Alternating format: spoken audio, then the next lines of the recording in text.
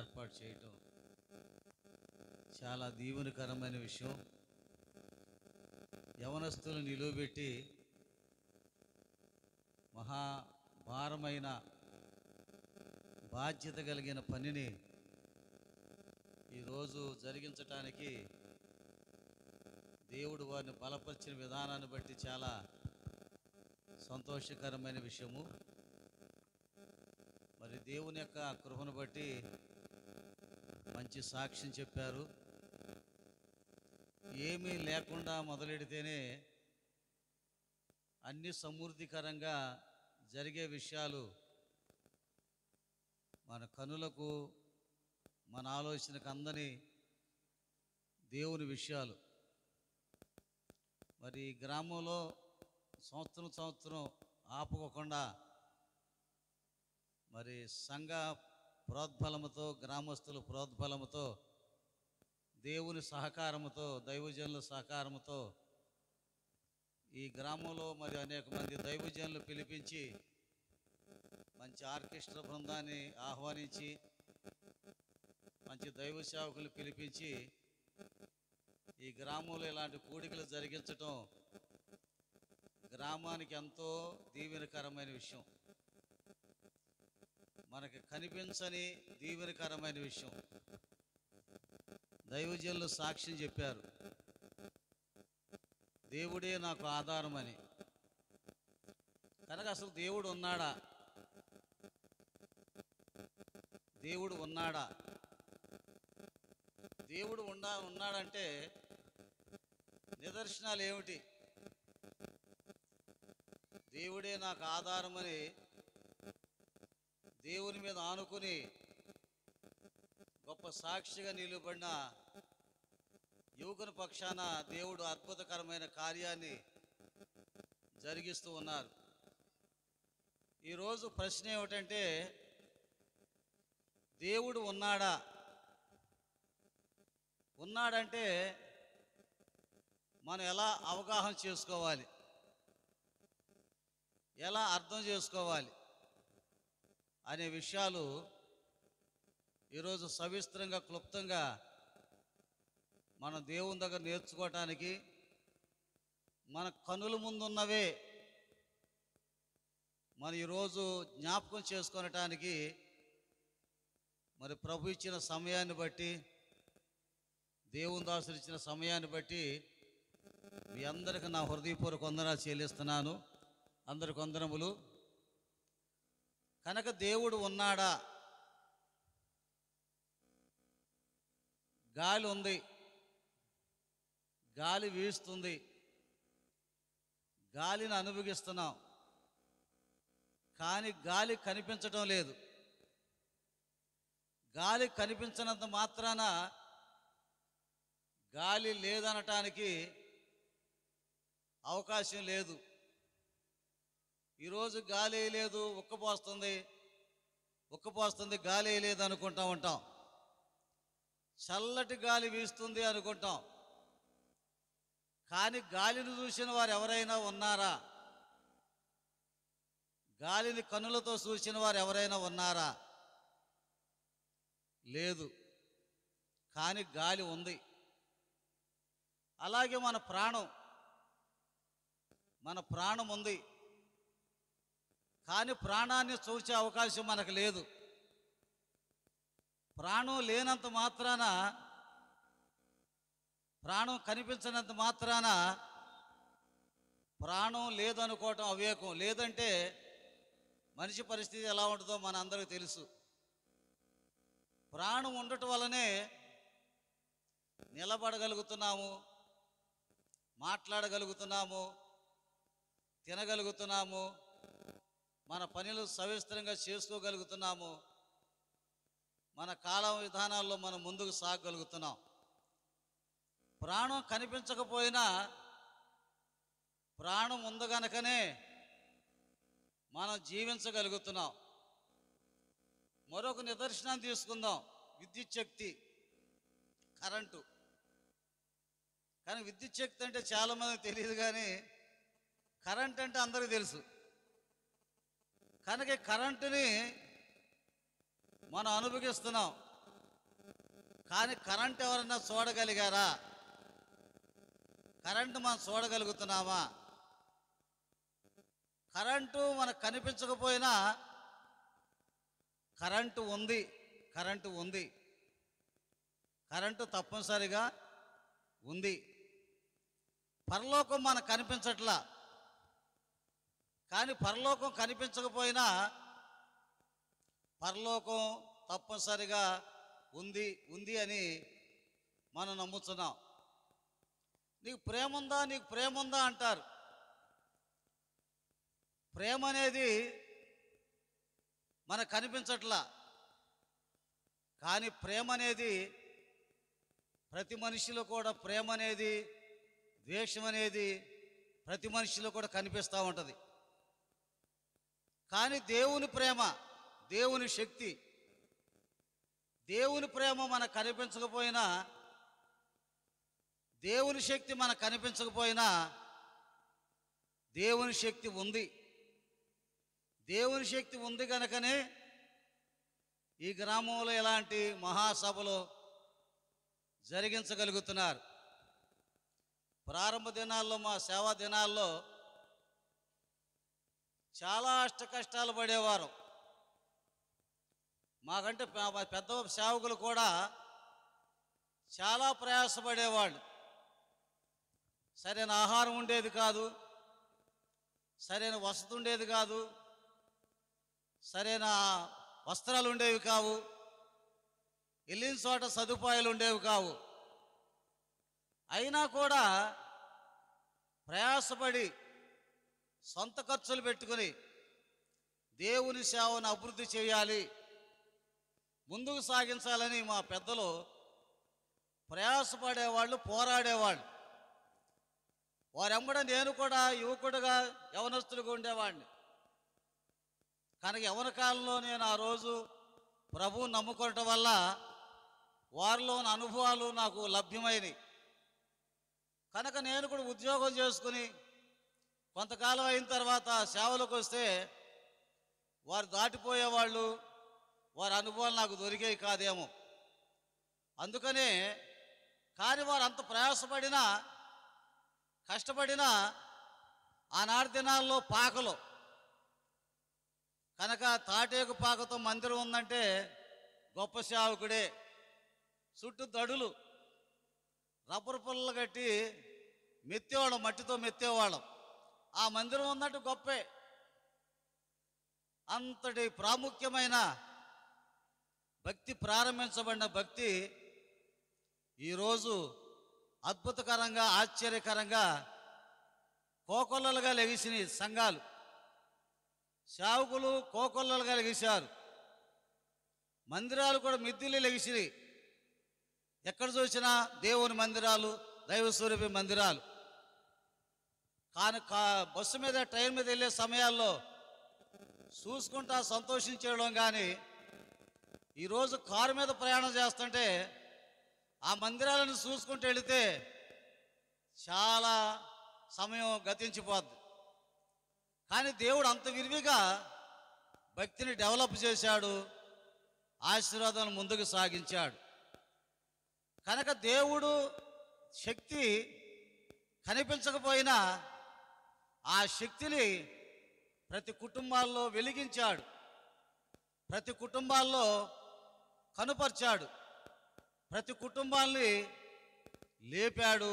దేవుడు ప్రతి కుటుంబాల్లో మహత్కరమైన కార్యాలు జరిగించాడు.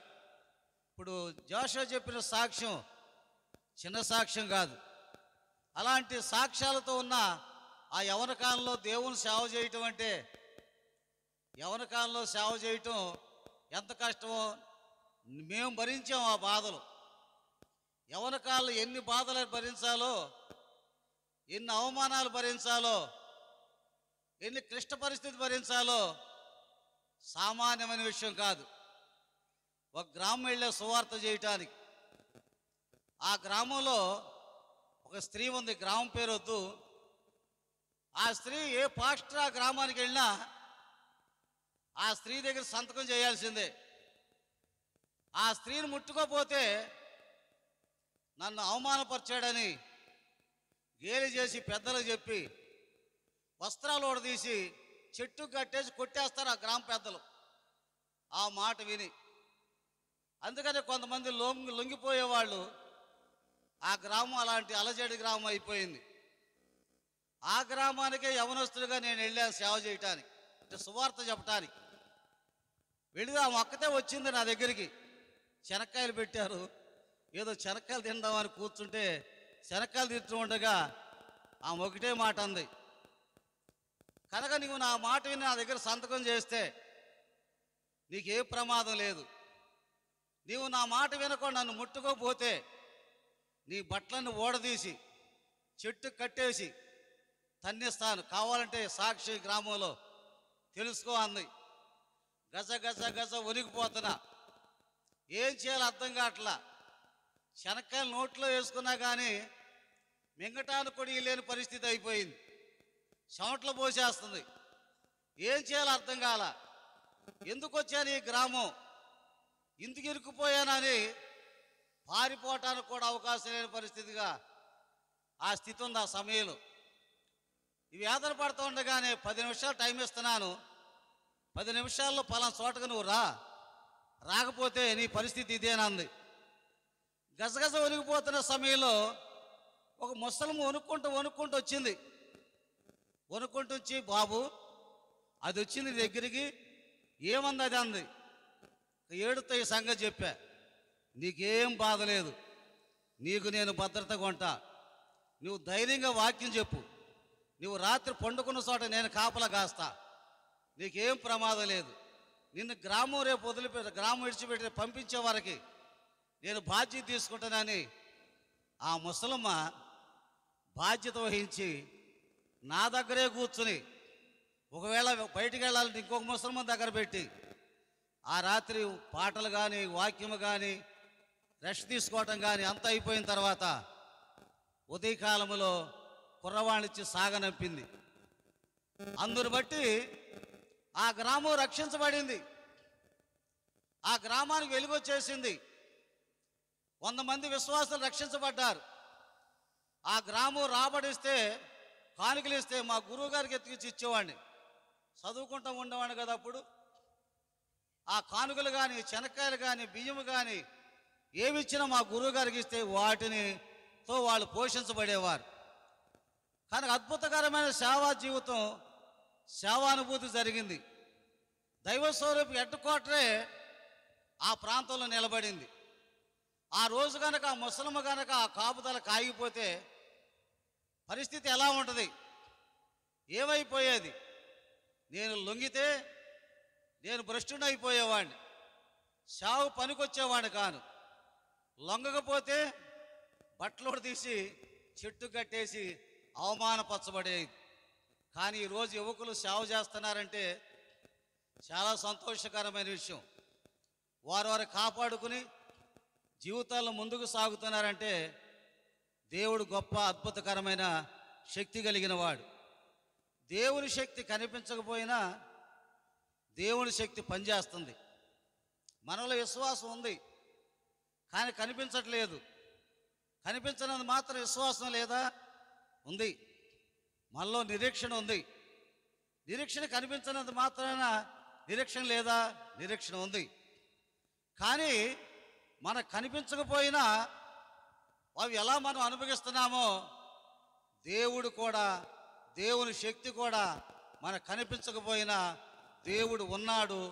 దేవుని శక్తిని మనం అనుభవిస్తున్నాం. దేవుడు మనతో అద్భుతకరమైన కార్యాలు దేవుడు జరిగిస్తూ ఉన్నాడు. చూడండి, 2 కొరింథీయులకు రాసిన పత్రిక 13వ అధ్యాయం 5వ వచనంలో, 2 కొరింథీయులకు రాసిన పత్రిక 13వ అధ్యాయము 5వ వచనం చదువుకుందాం. మీరు విశ్వాసము గలవారై ఉన్నారో లేదోనని మిమ్ముని మీరే గూర్చి శోధించుకోనండి. మిమ్మల్ని గూర్చి మీరే శోధించుకోండి, విచారించుకోండి, మిమ్మల్ని మీరే పరీక్షించుకోండి. మీరు భ్రష్టులు కాని ఎడల యేసుక్రీస్తు మీలో ఉన్నాడని మిమ్మల్ని గూర్చి మీరే ఎరుగరా. మీరు భ్రష్టులు కాని ఎడల, మీరు న్యాయం తప్పి తిరగని వారిలా యేసుక్రీస్తు మీలో ఉన్నాడని మిమ్మల్ని గూర్చి మీరే ఎరుగరా అంటున్నాడు. కానీ యేసుక్రీస్తు ఉన్నాడు, యేసుక్రీస్తు ఉన్నాడని దైవవిధానములో దేవుడు మన పనుల ముందే బైబిల్ గ్రంథములో 19వ అధ్యాయం కీర్తనకారుడు 19వ అధ్యాయం 1వ వచనం నుంచి 6వ వచనం వరకు కీర్తనకారుడు దేవుని దగ్గర స్తుతిస్తూ ఉన్నాడు. ఏమని స్తుతిస్తున్నాడంటే, దేవుడు ఉన్నాడని ప్రకృతి సాక్ష్యం చెబుతుంది. చదవండి. దేవుడు ఉన్నాడని ఆకాశములు దేవుని మహిమ వివరిస్తున్నాయి. అంతరిక్షమైన చేతి పనులు ప్రచురపరచుచున్నది.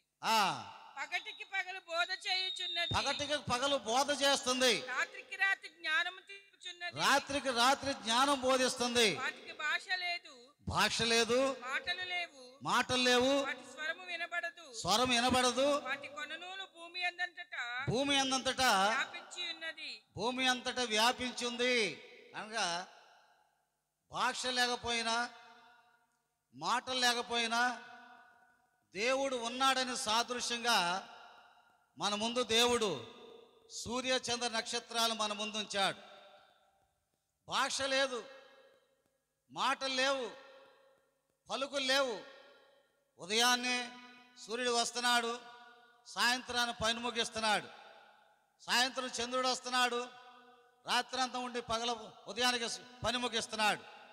ఒక్క నిమిషం అటు ఇటు కూడా తేడా లేకుండా వారు నిర్ణయించిన నిర్ణయం ప్రకారంగా సూర్య చంద్ర నక్షత్రాలు వాటి పనిని వారి కొనసాగిస్తూ ఉన్నాయి.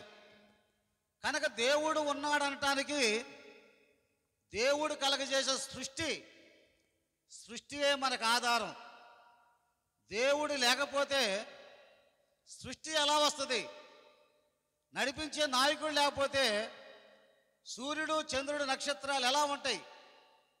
ఆకాశములు అద్దెలట్లుగా నక్షత్రాలు ఉన్నాయి. కానీ టైం ప్రకారముగా సూర్యచంద్రులు ప్రకాశిస్తున్నారు. దేవుని యొక్క ప్రాముఖ్యములో సూర్యుడు చంద్రుడు ప్రకాశిత ఆశ్చర్యకరమైంది, అద్భుతకరమైంది. 1వ శరణం నుంచి 6వ శరణం వరకు సృష్టి గురించి వర్ణిస్తుంది. సృష్టిని బట్టి దేవుడు ఉన్నాడు అని, సృష్టిని బట్టి దేవుడు ఉన్నాడని. 7వ శరణం నుంచి చివరి వరకు వాక్యం అనగా బైబిల్ గ్రంథాన్ని బట్టి కూడా దేవుడు ఉన్నాడని. మనం పఠించే బైబిల్ గ్రంథం, మనం చదివే బైబిల్ గ్రంథం, మన చేతపుచ్చుకున్న బైబిల్ గ్రంథం, మన ఇంట్లో ఉన్న బైబిల్ గ్రంథం 7వ శరణం నుంచి చివరి వరకు కూడా బైబిల్ గ్రంథ ఆధారాన్ని బట్టి దేవుడు ఉన్నాడు. ఆదామును నడిపించాడు, ఇస్సాకును నడిపించాడు, అబ్రహామును నడిపించాడు, యాకోబును నడిపించాడు, మోషేను నడిపించాడు, అనేక మంది భక్తులు నడిపించాడు. వారి యాత్రలో దేవుడు ఏ విధంగా సహాయం చేశాడో 66 గ్రంథాలు, 66 పుస్తకాలు మన ముందు ఉంచాడు దేవుడు. కారణం, సృష్టి ద్వారా దేవుడు ఉన్నాడని నిరూపణ చేస్తూ ఉన్నాడు. ఓ మానవా, ఓ మనుష్యుడా, నీ కొరకు కలిగజేసే సృష్టి, దాన్ని బట్టి నేను ఉన్నాను. సృష్టిని యావత్తును కలగజేసిన వాడను నేనే. బైబిల్ గ్రంథంలో ఉన్న వాక్కులను వ్రాయించిన వాడను కూడా నేనే అని ప్రభు మనకు సాక్షార్థంగా, ప్రకృతి మనకు ఆధారం ఉంది, అలాగే బైబిల్ గ్రంథం మనకు ఆధారం ఉంది. అందుకని రోమా సంఘానికి 1వ అధ్యాయం 20వ వచనంలో పౌలు గారు రోమా సంఘానికి ఒక మాట చెబుతారు. రోమీలకు రాసిన పత్రిక మైకులో చదివితే బాగుంటుంది. 1వ అధ్యాయం 20వ వచనం.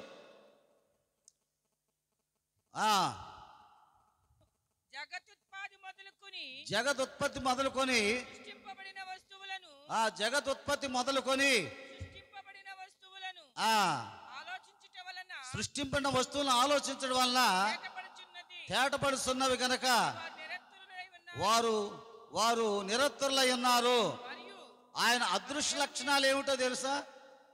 ఆయన అదృశ్య లక్షణాలు ఆయన నిత్యశక్తియు దేవత్వమును జగదుత్పత్తి మొదలుకొని సృష్టించబడిన వస్తువులన్నీ కూడా వాటిని బట్టి దేవుడు ఉన్నాడు. దేవుని యొక్క అదృశ్య లక్షణాలు ఏమిటంటే సృష్టి, దేవుడు కలిగిన సృష్టిని బట్టి నేను ఉన్నాను అని సాక్షార్థంగా దేవుడు మనకి నిరూపణ చేస్తున్నాడు. జగదుత్పత్తి మొదలుకొని దేవత్వమును నిత్యశక్తియు, కానీ ఇవన్నీ కూడా నిత్యశక్తి దేవత్వము ఇవన్నీ కలిగి ఉండాలంటే సృష్టించబడిన ఆయన వస్తువు వల్ల దేవుడు ఉన్నాడని నిరూపణ చేస్తున్నాడు. యోబు గ్రంథములో 12వ అధ్యాయంలో కూడా, యోబు గ్రంథం 12వ అధ్యాయము 7వ వచనం నుంచి 10వ చరణం వరకు వచ్చిన కూడా మరొక మాట ఇక్కడ మనకు కనిపిస్తుంది. యోబు గ్రంథం 12వ అధ్యాయం. అయినను మృగములను విచారించుము, అయినను మృగములను విచారించుము, ఆ అవి నీకు బోధించును. అయినను మృగములు విచారించుము, అవి నీకు బోధిస్తాయి. ఆకాశ పక్షులను విచారించు, ఆకాశ పక్షులు విచారించు, అవి నీకు బోధిస్తున్నాయి. భూమిని గూర్చి భూమిని గూర్చి ధ్యానించిన ఎడల ధ్యానించిన ఎడల అది నీకు బోధించును. అది నీకు బోధిస్తుంది. సముద్రంలోని చేపలు ఆ చెరువులో చేపలు, ఏటిలో చేపలు, సముద్రంలో చేపలు నీకు దానిని వివరించును. అవి నీకు వివరిస్తున్నాయి. వీటన్నిటిని బట్టి వీటన్నిటిని బట్టి యోచించుకుని ఎడల వీటన్నిటిని బట్టి యోచించుకుని నువ్వు యోచించుకుని ఎడల హస్తము ఆ వీటిని కలుగజేసెనని దేవుని హస్తము కలగజేసినని తెలుసుకుని లేనివాడు ఎవడు? తెలుసుకొని లేనివాడెవడు? గ్రహించలేనివాడెవడు? ఆకాశ పక్షులు ఎగురుతున్నాయి, జంతువులు పరుగులు తీస్తున్నాయి, చెరువుల్లో చేపలు ప్రాగుతున్నాయి, సముద్రంలో అనేక రకాల జీవులు నివాసం చేస్తున్నాయి. వీటన్నిటికి ఆహారం ఎక్కడి నుంచి వస్తుంది? వీటన్నిటిని ఎవరు పోషిస్తున్నారు? వీటన్నిటిని ఎవరు సృష్టి కలగజేశారు? దేవుడే. దేవుడు ఉన్నాడని నీ కన్నుల ముందు సృష్టించాను మానవా, నువ్వు గ్రహించలేకపోతున్నావా? నీ యోచన చేయలేకపోతున్నావా? పరిశీలన చేయలేకపోతున్నావా? ఎక్కడ ఆలోచన చేస్తున్నావు? నీ మేధాశక్తి ఏమైపోయింది? నీ తెలివితేటలు ఏమైపోయినాయి? నీ జ్ఞానం ఏమైపోయింది? నీకున్న వివేకం ఏమైపోయింది? నీకు తెలియపోతే, నీకు జ్ఞానానికి అందకపోతే మాట్లాడని మృగాలను విచారించు, పలకని ఆకాశ పక్షులు విచారించు, కనుక సముద్రం చెరువుల కాలున్న ఆ చేపలు విచారించు, అవి నీకు జ్ఞానం బోధిస్తాయి. దేవుడు ఉన్నాడు ఓ పిచ్చి మానవా, దేవుడు ఉన్నాడని సాక్షార్థంగా బోధిస్తాయి. ప్రకృతే సాక్ష్యం చెప్తుంది, భూమి సాక్ష్యం చెప్తుంది దేవుడు ఉన్నాడని. భూమి ఉంది. భూమి ఎలా ఉందంటే చెట్టు ఉంది, చెట్టు కొమ్మ ఉంది, కొమ్మను పండు వేలాడుతుంది. గాలి వేస్తే ఆ పండు ఎలా ముక్కలు అయిపోద్దో, పండు ఎలా వేలాడుతుందో శూన్యం పైన భూమి వేలాడుతుంది. శూన్యం పైన భూమి వేలాడుతుంది. ఈ భూమి ఒక గంటకు 1,11,600 మైళ్ళ వేగముతో పరుగు తీస్తుంది. భూమి నిలబడింది అనుకున్నాం, కానీ భూమి తిరుగుతుంది. ఎంత వేగముతో? 1,11,600 మైళ్ళ వేగముతో ఒక గంటకి అన్ని మైళ్ళ వేగంతో పరుగు తీస్తుంది. మా బాబు కారు 100 కిలోమీటర్ 100 వేగంతో పోనిస్తుంటేనే ఆగు ఆగు ఆగు తగ్గు తగ్గు తగ్గు అంటున్నాం మేము. 100 స్పీడ్ పోనిస్తుంటే ఆగు ఆగు అంటున్నాం మేము, తగ్గు తగ్గు అంటున్నాం. కానీ 100కే మనం భయపడిపోతున్నామే.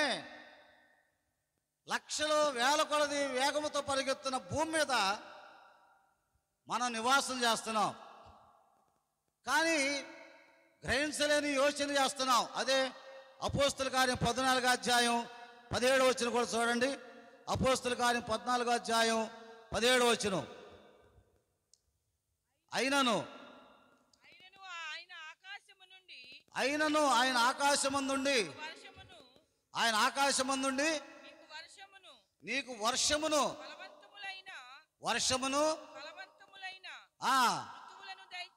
ఫలవంతములైన ఋతువులను దయచేస్తూ ఉన్నాడు. ఆయన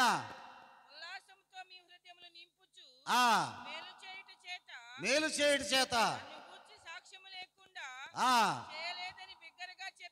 చూశారెంత ఆశ్చర్యకరమైన విషయం. వర్షాన్ని కురిపిస్తున్నాడు, ఋతువులు కలగజేస్తున్నాడు. వర్షానికి నాయకుడు ఎవరు?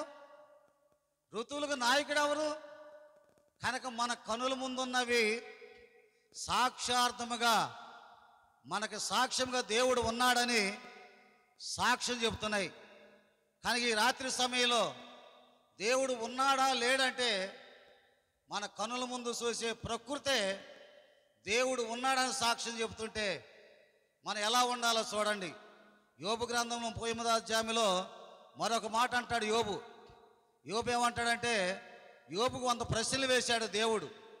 కానీ 100 ప్రశ్నలకి జవాబు చెప్పలేని వాడుగా ఉన్నాడు యోబు. అయితే 38వ అధ్యాయము 2వ వచనంలో ఒక ప్రాముఖ్యమైన మాటని మన ముందుంచాడు. యోబు గ్రంథం 38వ అధ్యాయము 2వ వచనం. జ్ఞానము లేని మాటలు చెప్పి ఆలోచన చెరుపుచున్న వీడెవడు? పౌరుషము తెచ్చుకొని నడుము బిగించుకొనుము. నేను నీకు ప్రశ్న వేయుదును, నీవు నాకు దాన్ని తెలియజెప్పుము. నేను భూమికి పునాదులు వేసినప్పుడు నీవెక్కడ నుంటివి? నీకు వివేకము కలిగి ఉన్నడలా చెప్పుము. నీకు తెలిసినడలా దానికి పరిమాణము నియమించిన వాడెవడో చెప్పుము. దాని మీద పరిమాణపు కొల వేసిన వాడెవడో చెప్పుము. దాని స్తంభములు పాదులు దేనితో కట్టబడినవో చెప్పుము అంటున్నాడు. కనుక యోబు గారికి అనేక ప్రశ్నలు వేస్తున్నాడు దేవుడు. కనుక ప్రశ్నలు ఏం వేస్తున్నాడంటే, ప్రాముఖ్యమైన ప్రశ్న ఏమిటంటే, ఇక్కడ భూమికి ఆకాశానికి పునాదులు వేసిన వాడు ఎవడో చెప్పుము. అంటే భూమి మీద నుంచి పర్వతాల్లాగా ఆకాశానికి పునాదులు వేశాడు దేవుడు. అది మనకు కనిపిస్తుందా? ఆకాశం ఎలా ఉందో మనకు తెలియదు. చాలాసార్లు నేను అనుకున్నాను, ప్రారంభంలో వాక్యం తెలియక ముందు పునాదులు లేకుండా ఆకాశాన్ని నిలబెట్టాడు అనుకున్నాను. వాక్యం తెలియని ప్రారంభ దినాల్లో పునాదులు లేకుండా ఆకాశాన్ని నిలబెట్టాడు దేవుడు అనుకున్నాను. కానీ వాక్యం తెలిసిన తర్వాత దేవుడు భూమికి ఆకాశానికి పర్వతాల్లాగా పునాదులు వేశాడు దేవుడు.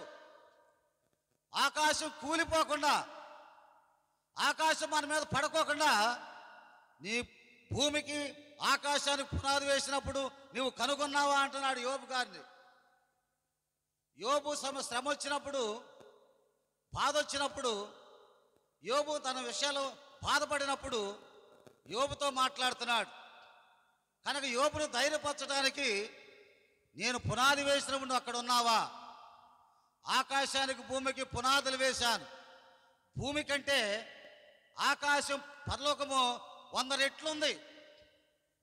భూమి కంటే 100 రెట్లుంది ఆకాశం, పరలోకం. 100 రెట్లున్న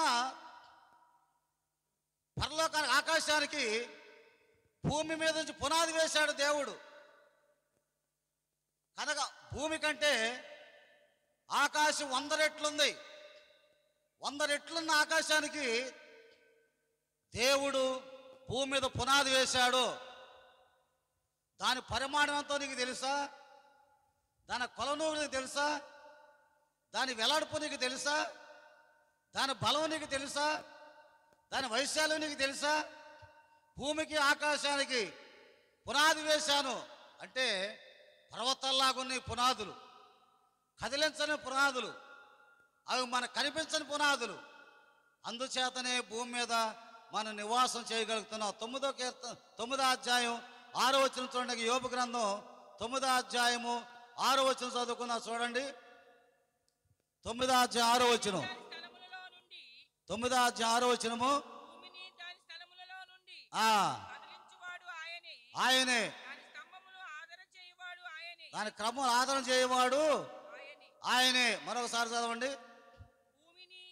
భూమిని దాని స్థలము నుండి కదిలించువాడు ఆయనే, దాని స్తంభములు అదరజేయవాడు ఆయనే. చూశారా, భూమి తన స్థలములో నుండి కదిలించువాడు ఆయనే.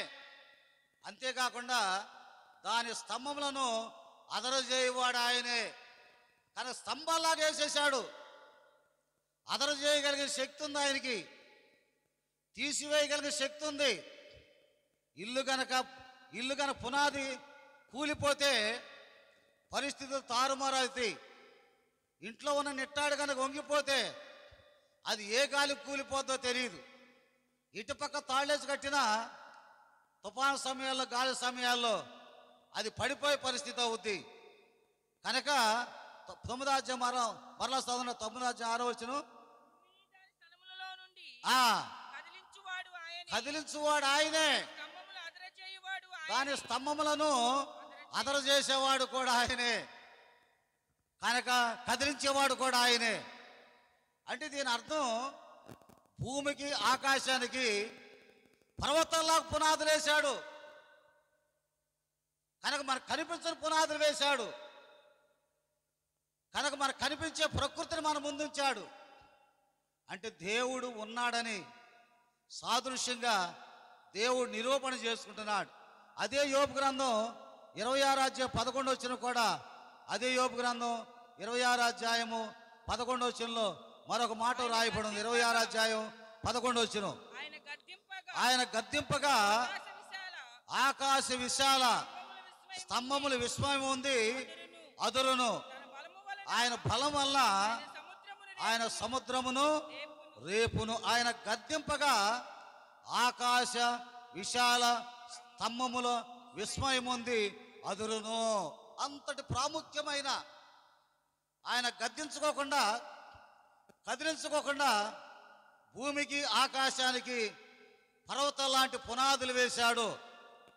రానున్న దినాల్లో భూమి పారిపోతుంది, ఆకాశం సాపలాగా చుట్టబడుతుంది. ఆ దినాలు రాకముందే జాగ్రత్త పడమని ప్రకృతిని మన ముందుంచాడు. మనం తినే ఆహార పదార్థాలు మన ముందుంచాడు. మనం చూసే ప్రతి ఒక్కటి కూడా మన ముందుంచి దేవుడైన నేను ఉన్నానని సాదృశ్యం చూపిస్తున్నాడు. మన విలువ ఎప్పటి వరకు తెలుసా? మన విలువ ఇక్కడి నుంచి మచిలీపట్నం వరకు టికెట్ తీసుకున్నాం, లేకపోతే పామర్ నుంచి కంకిపాడు వరకు టికెట్ తీసుకున్నాం. కంకిపాడు వరకు నువ్వు తీసుకున్న టికెట్ అమూల్యమైంది, దాని విలువ చాలా ప్రాముఖ్యమైంది. నువ్వు కంకిపాడు దాటగానే అది చెత్త కుప్పలు పడేయాల్సిందే, పనికిరాయిందే. మద్రాసు నుంచి విజయవాడ టికెట్ తీసుకున్నాను. విజయవాడకు ట్రైన్లో విజయవాడ వచ్చే వరకు కూడా అది చాలా విలువ కలిగింది. విజయవాడ దాటి ఏలూరు వరకు వస్తే ఉపయోగం లేదు, చెత్త కుప్పలు వేయాల్సిందే. కనుక దేవుడు మనకు నిర్ణయించిన నిర్ణయ కాలం వరకు మన జీవితాన్ని మనం కాపాడుకుంటే దేవుడు బహు శక్తి కలిగిన వారుగా చేస్తాడు, బహు నమ్మకం కలిగిన వారుగా చేస్తాడు. స్టేజీ దాటిన తర్వాత టికెట్ ఎలా ఉపయోగం లేదో, ఆయన నిర్ణయకాలం ముగించిన తర్వాత మన పరిస్థితి కూడా చెత్త కుప్పలో పడేయాల్సిందే. తల్లి గర్భంలో ఉన్నప్పుడు పిండానికి తల్లి తోడుగా ఉంది, తల్లి గర్భంలో పిండానికి తల్లి తోడుగా ఉంది. బాలుడు ఎదుగుతున్నప్పుడు పిల్లలు తోడుగా ఉండి సహా ఆడుకుంటా ఉన్నారు.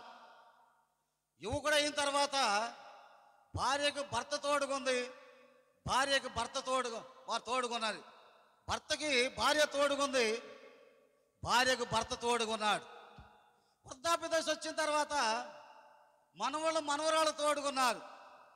అయితే ఏ తోడు లేకుండా ఉన్నవారు ఎవరు? మేము సేవ చేసే దినాల్లో మా పిల్లలు ముద్దు పెట్టుకోవటం మాకు తెలియదు, ఆడించటం మాకు తెలియదు, కనుక పిల్లలతో టైం గడపటం తెలియదు. వారు ఏం తింటున్నారు ఏం చేస్తున్నారో కూడా అవగాహన లేని పరిస్థితిలో సేవ అని సాగిపోయాం. దేవుడు సాగిపోయాం. మా పిల్లల విషయంలో ఆనందం అనేది ఆ దినాన్ని మాకు అనుభవించడం తెలియలే మాకు.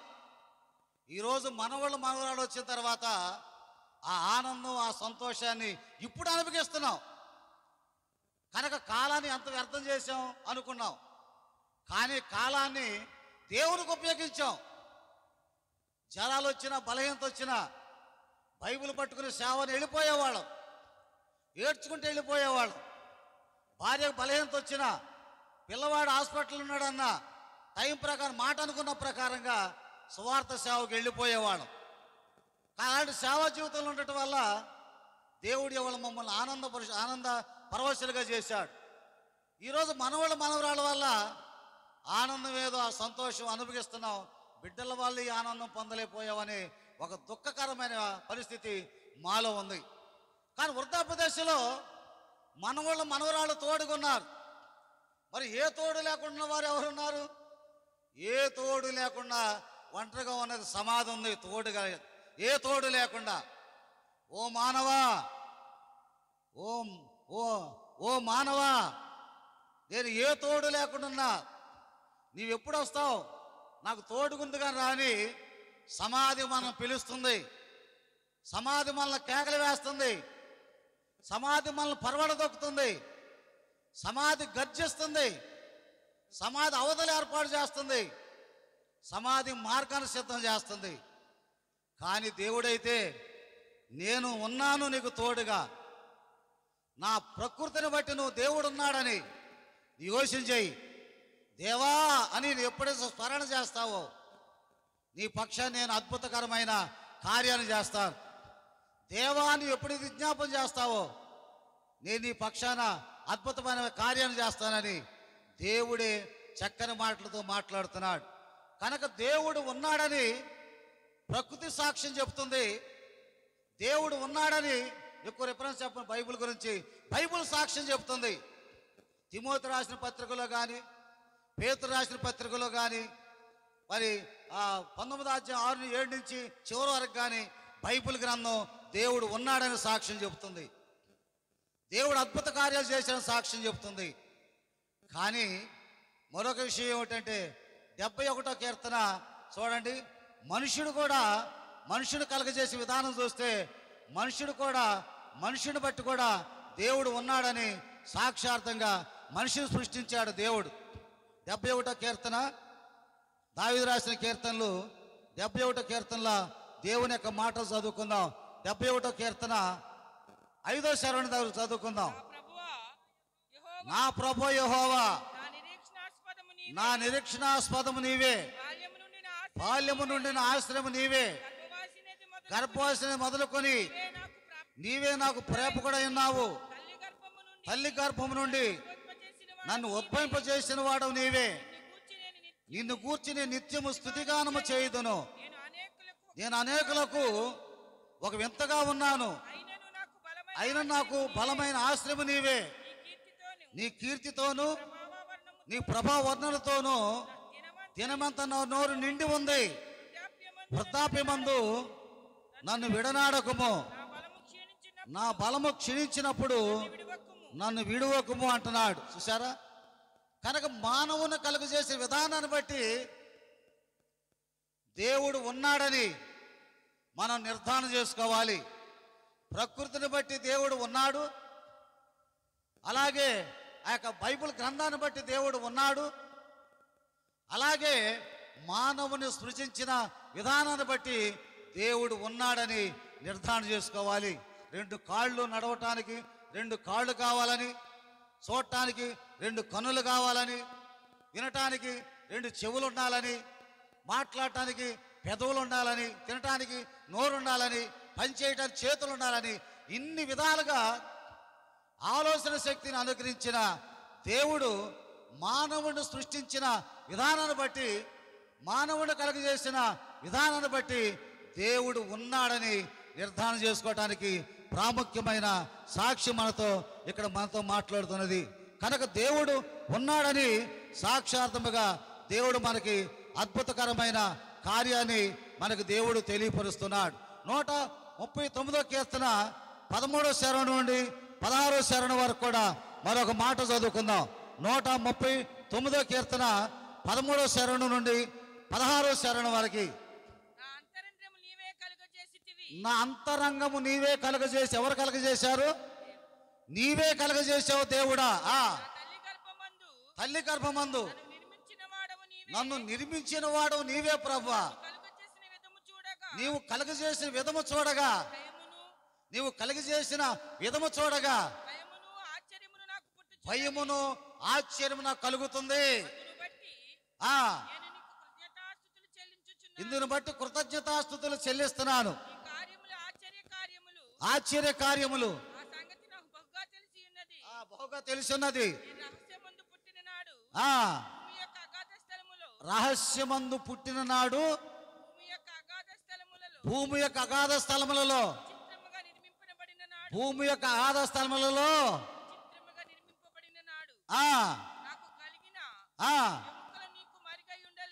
నీకు మరుగై ఉండలేదు.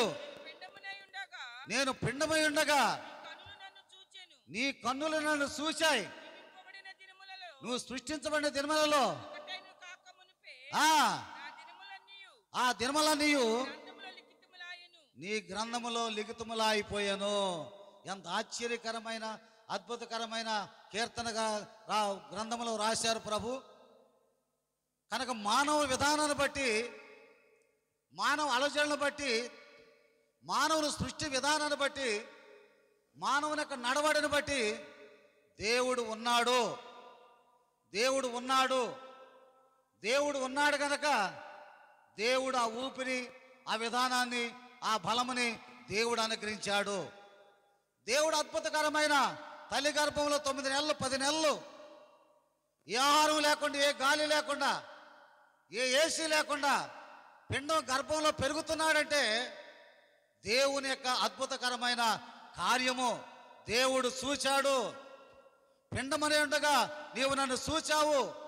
నీవు నాకు 2 చేతులు, 2 కన్నులు, 2 అవయవాలు నాకు అందించావు.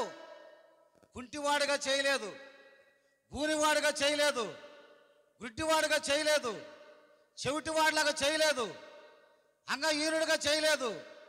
అన్ని అవయవాలు కలిగిన వాడుగా నీవు నన్ను సృష్టించిన విధము చూడగా, నీవు కలగజేసే విధము చూడగా నాలో భయము కలుగుతుంది, నాలో వేదన కలుగుతుంది, నాలో పశ్చాత్తాపం కలుగుతుంది అని కీర్తనకారుడు ఎంతో వేదనతో పశ్చాత్తాపంతో కుమిలిపోతూ ఉన్నాడు. 22వ కీర్తన 9వ శరణం చూడండి. 22వ కీర్తన 9వ శరణం నుంచి 11వ శరణం వరకు చదువుకుందాం. 22వ కీర్తన 9వ శరణం నుంచి 11వ శరణం వరకు. గర్భములో నుండి నన్ను తీసిన వాడవు నీవే. నేను తల్లి యొద్ద సన్యపానం చేయిస్తుండగా నీవే నాకు నమ్మకం పుట్టించావు. గర్భవాసినది మొదలుకొని నాకు ఆధారము నీవే. నా తల్లి నన్ను కన్నది మొదలుకొని, నా తల్లి నన్ను కన్నది మొదలుకొని నా దేవుడవు నీవే. ఇప్పుడు శ్రమ వచ్చేసింది, సహాయం చేసేవాడు కూడా నీవే. ఎంత ఆశ్చర్యకరమైన విషయం, ఎంత అద్భుతకరమైన మాటలు, ఎంత దీవెనకరమైన మాటలు ఇవి. 22వ కీర్తన 9వ శరణం చూస్తే గర్భం నుండి తీసిన వాడు నీవే కదా. నా తల్లి వద్ద నేను పాలు తాగుతుండగా నమ్మకం పుట్టించిన వాడు నీవే కదా. పాలతో నన్ను పెంచిన వాడు నీవే కదా. తల్లి గర్భంలో పెరగాలని, తల్లి గర్భం నుంచి బయటికి రావాలని, ఆ తల్లి పాల బిడ్డ పెరగాలని నీవు సృష్టి యావత్తులో కలగజేసిన విధము చూడగా గర్భవాసిని మొదలుకొని ఆధారం నీవే. నా తల్లి నన్ను కన్నది మొదలుకొని నాకు ఆధారం నీవే. నాకు శ్రమ వచ్చినా, బాధ వచ్చిన, ఇబ్బంది వచ్చినా సహాయం చేయగలిగిన దేవుడు నీవేనని దేవుని దగ్గర విన్నవిస్తూ ఉన్నాడు. దేవుని దగ్గర అద్భుతకరంగా మాట్లాడుతున్నాడు. అపోస్తుల కార్యములు 17వ అధ్యాయము 25వ వచనం. అపోస్తుల కార్యములు 17వ అధ్యాయము 25వ వచనంలో మరొక మాటని ఇక్కడ మనకు కనిపిస్తుంది. 17వ అధ్యాయం 17వ అధ్యాయము 25వ వచనం. ఆయన ఆయన అందరికి జీవమును ఊపిరిని సమస్తమును దయచేవాడు గనుక అందరికి ఊపిరిని జీవమును కలగజేయవాడు ఆయనే. తనకు ఏదైనా కొదవై ఉన్నట్టు మనకు ఏదైనా కొదువైనట్టు మనుషుల చేతులతో సేవింపబడిన వాడు కాడు. మరియు యావత్ భూమి మీద కాపురముండుటకు ఒకరి నుండి ఆయన ఒక నుండి ప్రతి జాతి మనుషులను సృష్టించి ఒకవేళ దేవుని తడువులాడి కనుగొందురేమో అని తను వెదకు నిమిత్తము నిర్ణయ కాలమును వారి నివాస స్థలము యొక్క పొలిమేరలను ఏర్పరిచెను. ఆయన మనలో ఎవరికి దూరముగా ఉండేవాడు కాడు. మనం ఆయన బ్రతుకుతున్నాము, చలించున్నాము, ఉనికి కలిగి ఉన్నాము. దేవుని స్తోత్రం, దేవుని స్తోత్రం. అందరి ఊపిరి జీవమును కలగజేసిన వాడు ఆయనే. యావత్ భూమి మీద ఒక జాతి నుంచి ఒక జాతి జాతి జాతి జాతి సృష్టించి కలగజేసి ఒకడు తడువులాడతారేమో, నన్ను వెతుకుతారేమోనని పొలిమేరలు ఏర్పాటు చేసి దేవుడు ఆశ్చర్యకరంగా నిలబెట్టిన గొప్ప మహానుభావుడు. దేవుడు ఉన్నాడంటే ఆయన సృష్టించిన సృష్టి కార్యాన్ని బట్టే దేవుడు ఉన్నాడు. దేవుడు ఉన్నాడా అంటే ఆయన కలగజేసిన బైబిల్ గ్రంథం, భక్తుల చరిత్రలు, దాని విధానాన్ని బట్టి, వారు నడిపించిన విధానాన్ని బట్టి దేవుడు ఉన్నాడు అని సాదృశ్యంగా మన ముందు చూపిస్తున్నాడు. దేవుడు ఉన్నాడంటే మనుష్యుడు కలగజేసిన విధానం బట్టి దేవుడు ఉన్నాడని మనకు సాదృశ్యంగా నిలబెడుతున్నాడు.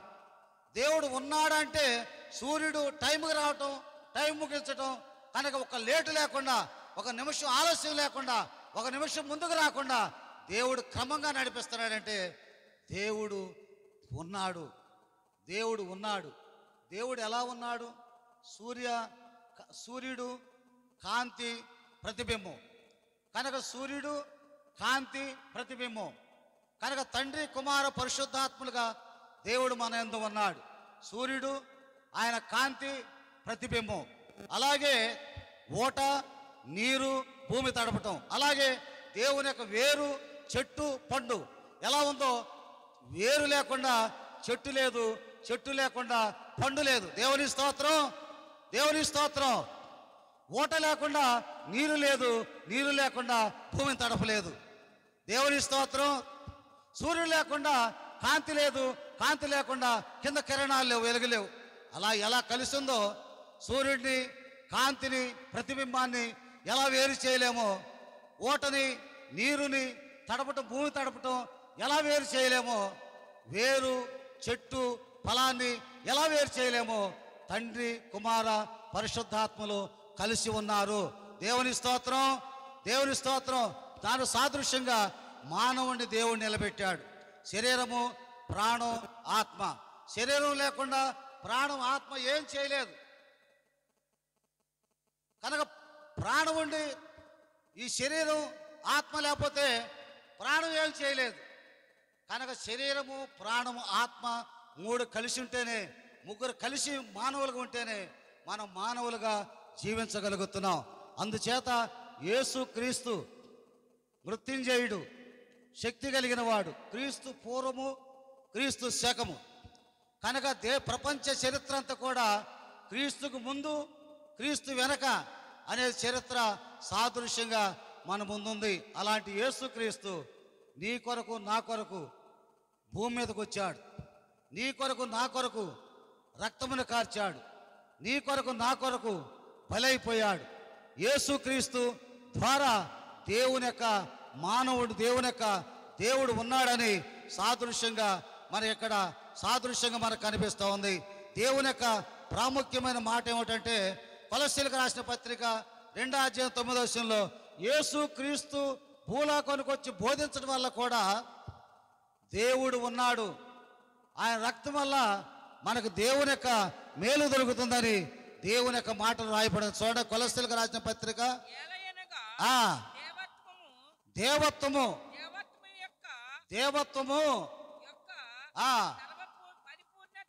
దేవత్వం యొక్క పరిపూర్ణత శరీరముగా క్రీస్తునందు నివసించుచున్నది. నివసించుతున్నది. దేవుని స్తోత్రం.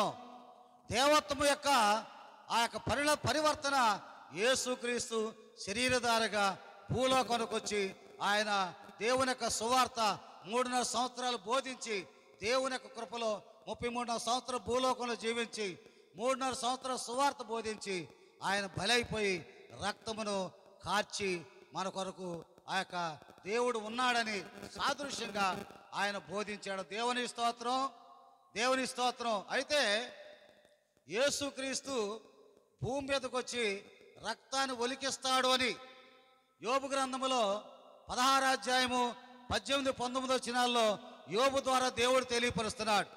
యోబు గ్రంథములో 16వ అధ్యాయము 18, 19 వచనాల్లో భూమి మీదకి దేవుడు వస్తాడు, భూమి మీదకి దేవుడు వచ్చి రక్తాన్ని చిందిస్తాడు, ఆ రక్తం ద్వారా పాప విమోచన కలుగుతుందని 16వ అధ్యాయము 18, 19 వచ్చిన చూడండి.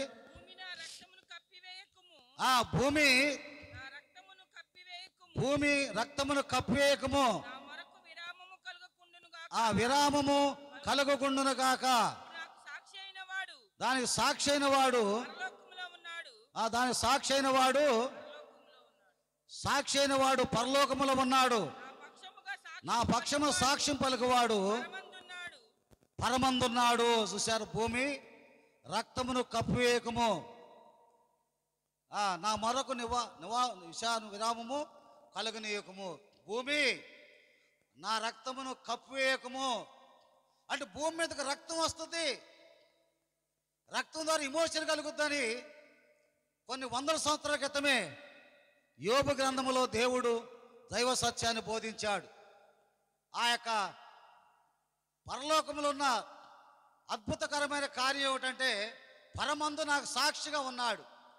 యేసు ప్రభు భూలోకానికి రాకముందే యేసు ప్రభు రావాలి, రక్తమును కార్చాలి, పాప విమోచన కలగాలని దేవుడు నిర్ణయించిన నిర్ణయం యోబు గ్రంథంలోనే తెలియపరిచాడు. అయితే ఒక ప్రాముఖ్యమైన విషయం ఏమిటంటే పరలోకములో యేసు రక్తము లేదు, కానీ నీతిమంతులుగా ఉన్నారు.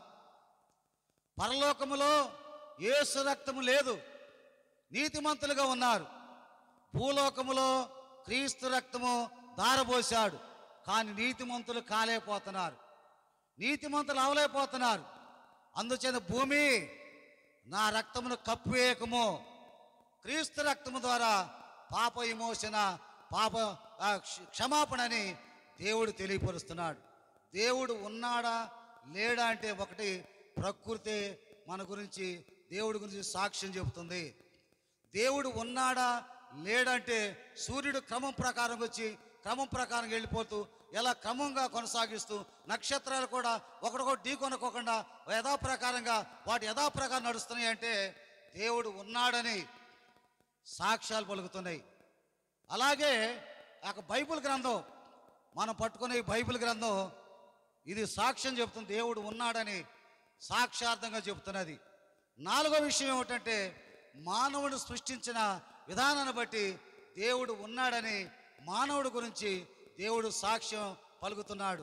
5వది యేసు క్రీస్తు భూలోకానికి వచ్చి రక్తమును కాచిన విధానాన్ని బట్టి దేవుడు ఉన్నాడని సాక్ష్యం చెప్తున్నది. కనుక మీరు విశ్వాసము గలవారు ఉన్నారో లేరో మిమ్మల్ని మీరు గుర్చే పరిశోధించుకోండి, శోధించుకోండి. మీరు భ్రష్టులు కాని ఎడల యేసుక్రీస్తు మీలో ఉన్నాడని మిమ్మల్ని గుర్చి మీరే ఎరగరా. ప్రార్థన చేసుకుందాం. అందరు నిలబడి ప్రభునామాన్ని బట్టి చిన్న ప్రార్థన చేసుకుందాం. యేసయ్యా, దేవుడు ఉన్నాడా లేడా అనే దానికి మా ముందే అనేక విషయాలు మా ముందే ఉంచావు, మా ముందే తెలియపరుస్తున్నావు. భూమి కంటే ఆకాశం పరలోకం 100 రెట్లు ఉందని మీరు తెలియపరుస్తున్నారు. భూమికి ఆకాశానికి పర్వతాల్లాగా పునాదులు వేశానని వాక్యముల ద్వారా తెలియపరుస్తూ ఉన్నావు. అద్భుతకరమైన ఆశ్చర్యకరమైన అనుభూతిని మా ముందు కలిగిస్తున్నావు. నీవు ఉన్నావు, నీవు ఆధారంగా ఉన్నావు, అందుకని ఇలా మహాసభలు జరిగించగలుగుతున్నావు. ఏమీ లేకపోయినా అద్భుతంగా నిలబెట్టగలుగుతున్నావు. ఈ గొప్ప మీటింగ్లు జరిగించగలుగుతున్నావు. దేవుని మహిమలో మనందరం ప్రార్థన చేద్దాం. నీవు ఉన్నావు కనుక నా కుటుంబంలో రా ప్రభు అని ప్రార్థన చేద్దాం. నీవు ఉన్నావు కనుక మా ఇంట్లోకి రమ్మని ప్రభు దగ్గర ప్రార్థన చేద్దాం. ఓ జాలి హృదయుడా సిలువను మోసితివా, మాకై శ్రమలను పొందితివా. ఓ జాలి హృదయుడా సిలువను మోసితివా, మాకై శ్రమలను పొందితివా. ఓ జాలి హృదయుడా సిలువను మోసితివా, మాకై శ్రమలను పొందితివా. ప్రభా యేసయ్యా నీవు ఉన్నావు ప్రభా. దేవుడు లేడని బుద్ధిలో తమ ఆలోచనలు మాట్లాడినప్పుడు కూడా, దేవుడు లేడని పలుమార్లు మాట్లాడినప్పుడు కూడా నీవు ఉన్నావని మా కనుల ముందే అనేక అద్భుతకరమైన మాటలు పెట్టావు ప్రభా. ఈ రాత్రి సమయంలో నీవు ఉన్నావు కనుక మమ్మల్ని విడిచిపెట్టద్దు ప్రభా. నీవు ఉన్నావు కనుక మా పట్ల కార్యం జరిగించు ప్రభా. ఈ రాత్రి సమయంలో నీవు ఉన్నావు కనుక మహిమా ప్రభావం జరిగించు ప్రభాని. ఈ రాత్రి సమయంలో నీ కొరకే మీటింగ్ పెట్టించాడేమో, టికెట్ ఎంతవరకు తీసుకున్నావో అంతవరకు దాని విలువ. ఆ ప్లేస్ ఆ గ్రామం దాటిపోతే అది చెత్త కుప్పలు పడవేసేది.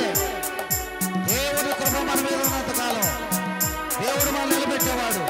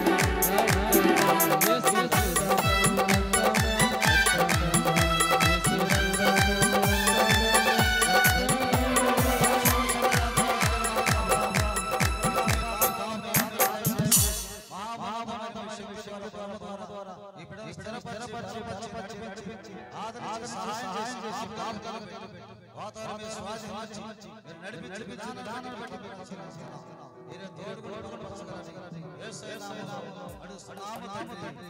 ఆమేన్. అయ్యగారికి ప్రత్యేకమైన వందనాలు తెలియజేస్తున్నాము. అందరూ అట్లాగే ఒకసారి నిల్చొని మరి చివరి పాట పట్టుకొని మరి జైలు బట్టి ప్రభుత్వం స్తుతించుకుందాం. సేవకులందరూ కూడా వేదిక మీదకి రావాలని మనం చేస్తున్నాం. దయచేసి అందరూ కూడా వేదిక మీదకి వచ్చి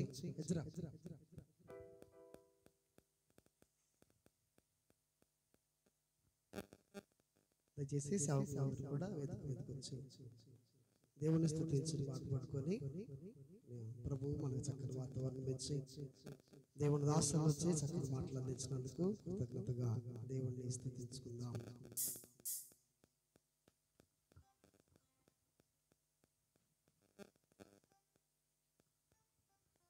ప్రైజ్ ది లార్డ్. హల్లెలూయా హల్లెలూయా.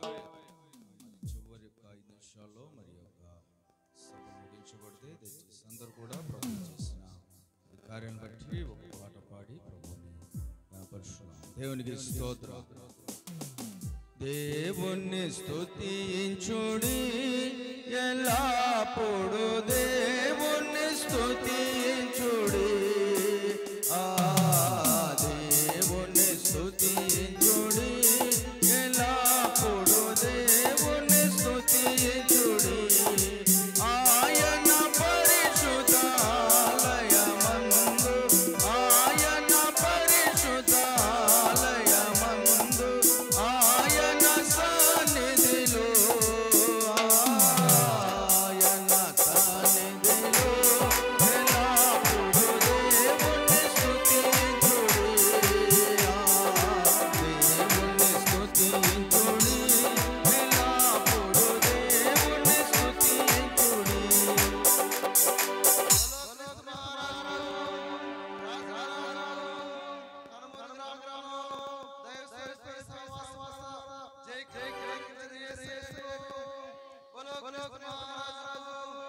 ఆయన బలమును ప్రసిద్ధి చేయు ఆయన బలమును ప్రసిద్ధి చేయు ఆకాశ విశాలమందు ఆకాశ విశాలమందు ఎల్లప్పుడు దేవుని స్తుతించుడి. దేవుని స్తుతించుడి ఎల్లప్పుడు దేవుని స్తుతించుడి.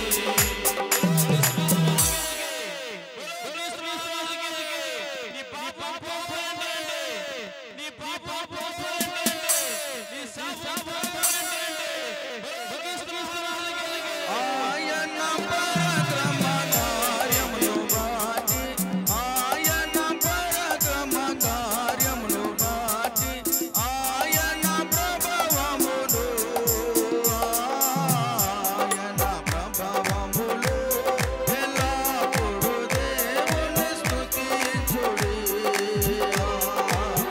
దేవుని స్తుతించుడి ఎల్లప్పుడు దేవుని స్తుతించుడి.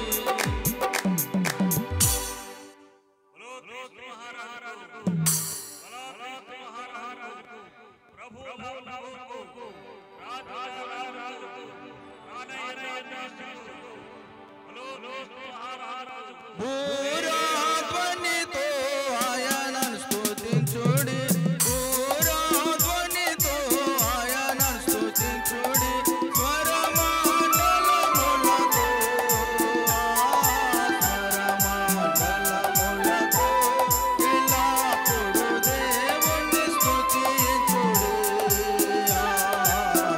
దేవుణ్ణి స్తుతించుడి ఎల్లప్పుడు దేవుణ్ణి స్తుతించుడి.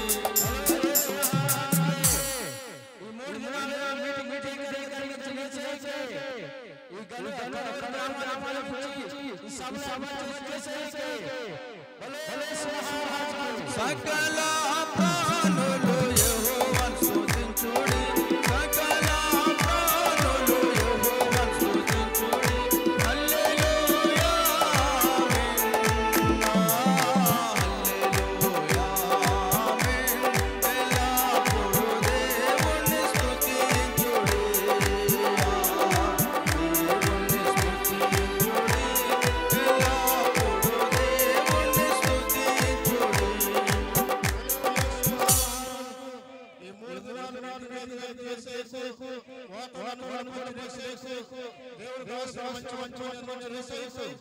భృగు తలములతో ఆయన స్తుతించుడి, భృగు తలములతో ఆయన స్తుతించుడి, గంభీర తాళముతో,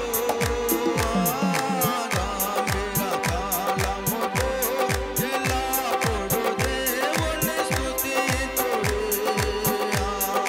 దేవుణ్ణి స్తుతించుడి, ఎల్లప్పుడూ దేవుణ్ణి స్తుతించుడి.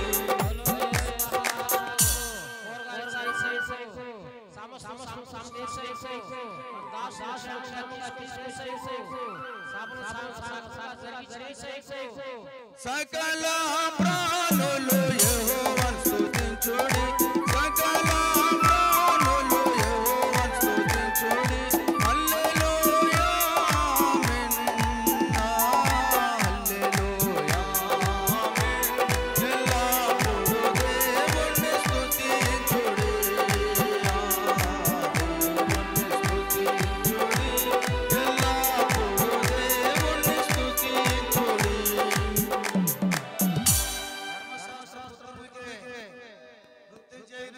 జై జై